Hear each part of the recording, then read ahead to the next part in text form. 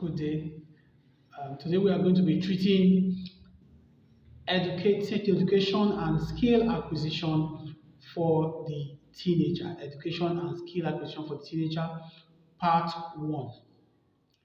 Apart from the formal education that your teenager will be receiving in the school, there's also an informal type of education that they should also be receiving at home from the parents. This type of education takes two forms. The first one is the parent being available to help them with assignments and projects that are coming from the school. They are children, they look like adults, like I said, but they are essentially children. So they still need your assistance with assignments and projects. There's always the temptation to see them as grown up, and so they can take care of themselves, they can do assignments on their own, but that is not true. They actually need supervision and assistance, just like the toddler, just like the child in the early childhood stage. Teenagers need assistance with projects, with assignments, and part of the education is parents making themselves available to assist the teenager to also do these things or to put them through, help them to explain. Their notes also needs to be checked by you. What they are learning, how they are learning needs to be checked by you. Their um, their reading plan, actually is not supposed to be drawn up by the teacher. It's supposed to be drawn up by the parent. How they are going to be reading at home, the duration, skills that they need to make their reading time productive should be coming from a parent. So that's part of their education. That is the part of the education that is done at home. Results, final termly results should be scrutinized by parents. Sometimes these results are not easy to interpret. So you may need to employ a teacher who will help you to analyze their results and find out if they are learning, where their lapses are, and also how to help them through it. That's the first part. The second part of their education has to do with skill acquisition. This skill acquisition, if you started in their toddler stages, by teenage years, they should be accomplished tailors, they should be accomplished hairdressers, they should be, if they are learning sports, they should be accomplished footballers and accomplished martial artists. By the time they are teenagers, they should be, if it's in judo, we should have a black belt by the time he's a teenager. But however, if you did not start on time, them being teenagers is also a very, very good time to start. It's never too late. Holidays should not be spent traveling to see uncles and aunties.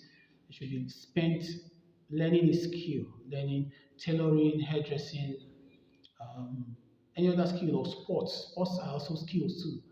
Things that they can fall back on, assuming they decide later in life not to go forward with using their formal education as to earn a living.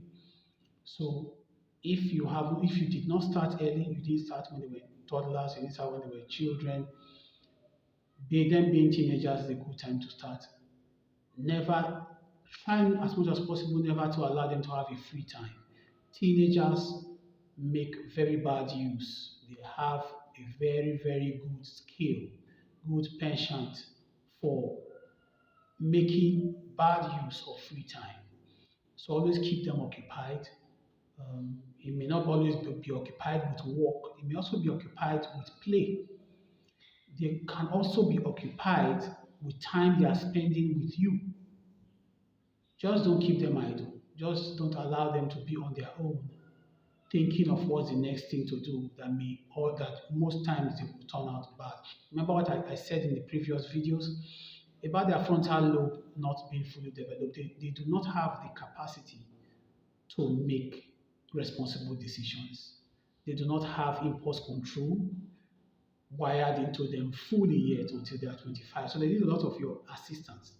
And sometimes some parents are lucky they have children who are very mature.